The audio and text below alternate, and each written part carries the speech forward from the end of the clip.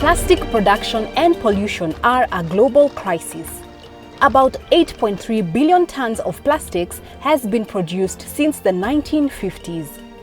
In Africa, 4.4 million tons of plastics are found in oceans and seas every year, according to United Nations figures from 2010.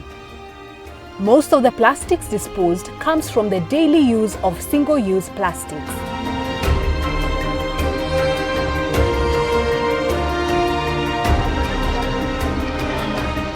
Plastic pollution runs from production to the point of disposal. We use fossil fuels to produce plastics. It's been a problem. Climate change crisis right now is an emergency, so we need to handle climate change issues. So if we continue using plastics, I mean we are also continuing to contribute to the climate crisis, which is a really challenge.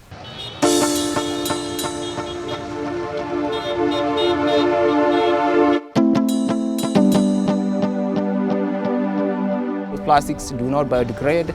Plastics live for eternity, destroying the environment. These plastics just came a few years ago, just some 50 years ago. There were no plastics. Toothpaste was in an aluminum tube, All containers for cooking fat were in tin,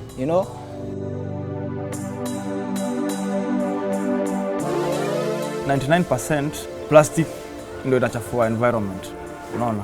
So mimi ningetaka sana tuendelee kupiga hii vita ya kuban plastic. Nous vivons dans la souffrance à cause de ces pratiques. Il y a des plastiques en bouteille, des plastiques en papier, sans compter les ordures que les femmes qui font le marché au rond-point Madagascar jettent dans ce coup d'eau. Plastic pollution is a menace in every angle that you want to take. Leave alone, they are an eyesore. When you walk around and you see plastics and litter everywhere, I don't think anyone gets happy by doing that. We have clogged our drainage systems with plastic materials. Those that are in the landfill, they are most of the time burned. And when you burn plastics, they produce a lot of toxins, including dioxins. Since they are made from fossil fuels, when you burn fossil fuels, of course, they produce carbon dioxide, which contributes further to the climate issue. Plastics are a menace. Plastics are a crisis.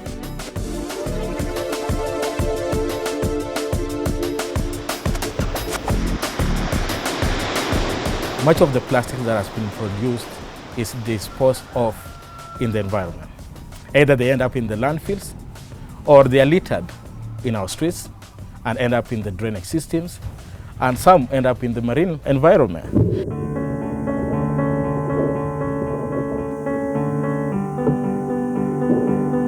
And the biggest amounts of waste that go into the ocean is plastic. Plastic bottles, plastic cups, plastic bags, plastic straws, disposable cups and plates and forks, they're ending up into the oceans.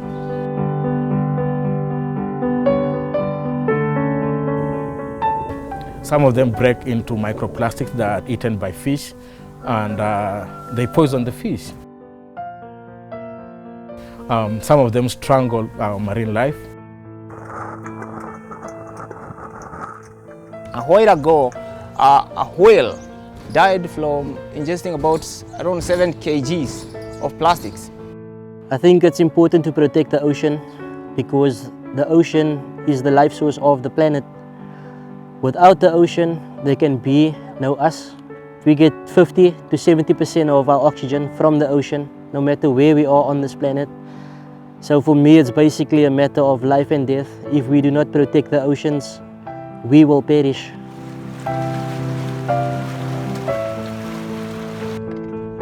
From the time I started diving to now, things have definitely gotten worse. We've noticed an increase in different types of plastic and other waste in the ocean. I noticed sea urchins, especially the ones called decorated sea urchins. They normally use leaves and shells to cover themselves in the heat. Today you will find these sea urchins covered with plastics. Obviously they don't know what the difference is between a plastic and a normal organic material. There are so many alternatives to plastics, and even we have the capacity to even innovate more. For the single-use bottles, for example, we have the refilling system where you can go to the dispenser with your reusable water bottle and just refill it. For the single-use carrier bags, we have baskets that are made by local people, inspired by the African culture, the Kiondos. Women have organized themselves and they make these baskets. The problem is finding a market.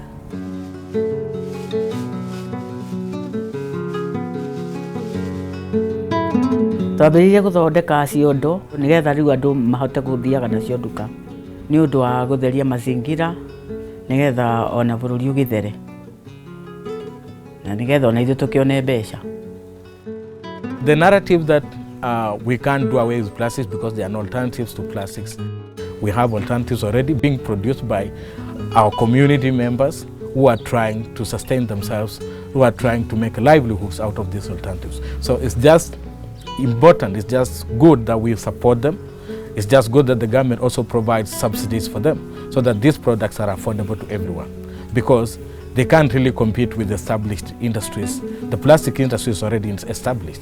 So if you want these initiatives to compete with an established industry like a plastic industry, then we will really be doing these people an injustice.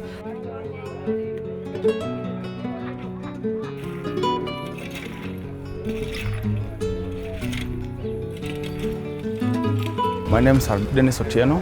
I'm from Devoted Youth Foundation. This was a dump site and very dirty. So we decided to make it clean first, and then the concept was at least to make children to have a better place to play. The youth in Kayole under Devoted Youth Foundation have taken initiative and has been working with Greenpeace very closely, trying to clean up the area, but not just cleaning up the area, but also coming up with solutions to the plastic pollution. Hii sisi ni kama group tuna deal na usafi. Hatutaki kuona uchafu area yetu. So anytime tukikuja huku chini tunaona huku kumechafuka, hadi kulikuwa na maboshon ya watoi inafanyika hapa. Hata tumezika watoto kadhaa huku. Kenya sisi sasa hii tunafanya, tunasafisha hiyo river. Na kuisafisha kwanza tunadila hiyo plastic. Hiyo plastic imeshika uchafu yote. Unaona? Mpaka kani chupa ina block, majuala zina block, unaona?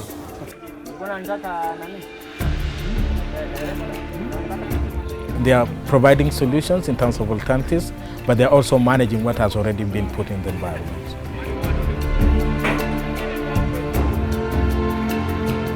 Cleanups are like first aid, you know. We are not solving the real problem. We need to solve the real problem of plastic pollution by cutting plastic from source. By cutting, I mean banning production of single-use plastic, because as long as there is production, we will always have this pollution. And there is no need to produce something that we use barely for 5 minutes, which does not get recycled or reused, but gets into the environment, polluting it in ways that cannot be told.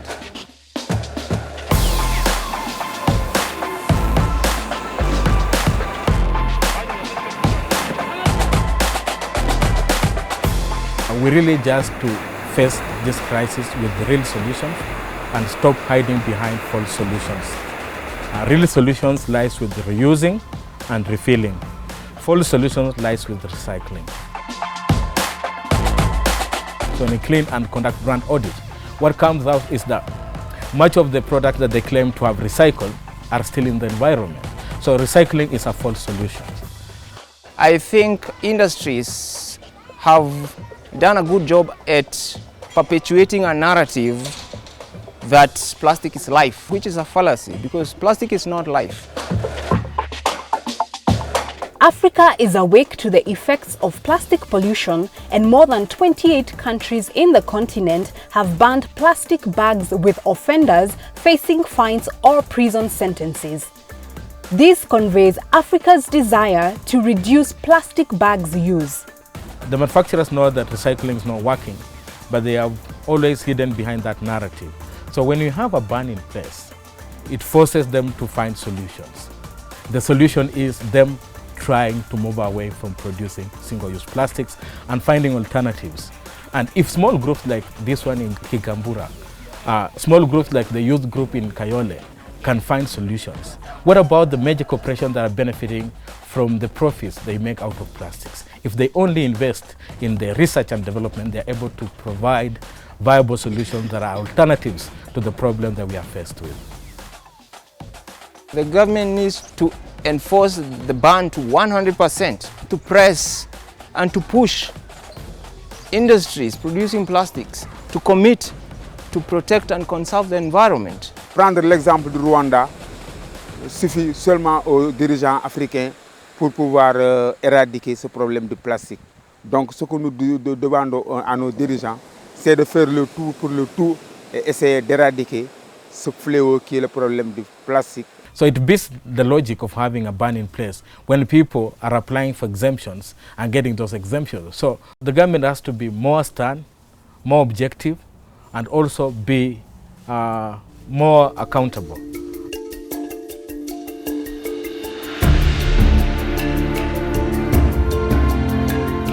The government needs to extend this ban, not just on bags, but it has to go to all single-use plastics.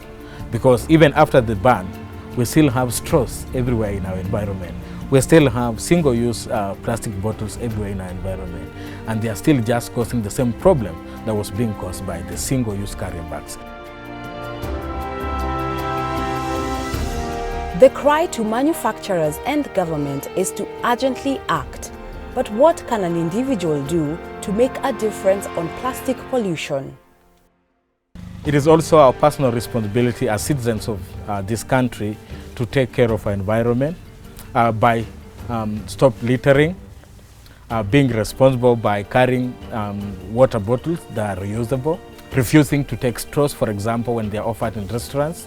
We can also sign petitions as citizens asking for government to take action or manufacturers to take responsibility.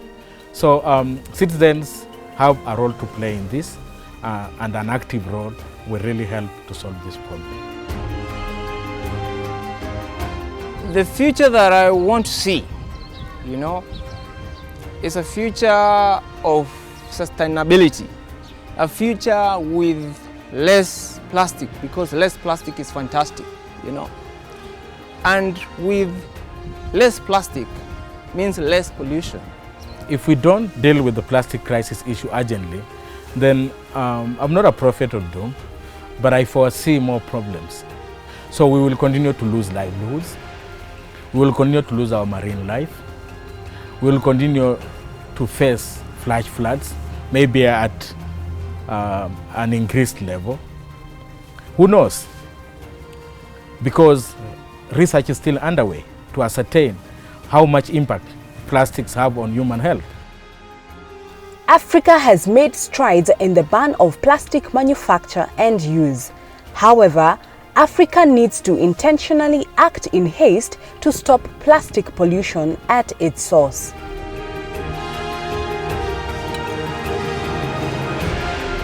What are you doing to reduce plastic pollution and to protect the environment? You can organize a community initiative, demand that businesses commit to a plastic-free future, lobby your local government to break free from plastic.